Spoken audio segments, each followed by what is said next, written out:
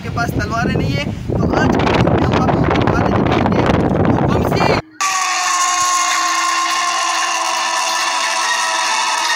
तलवारें ले आओ मेरे शेरों, हम अपनी तलवारों के साए में शहादत के रुतबे को हासिल करने के लिए निकले। तैयार रहो हरदम, ये जिहाद का वक्त है।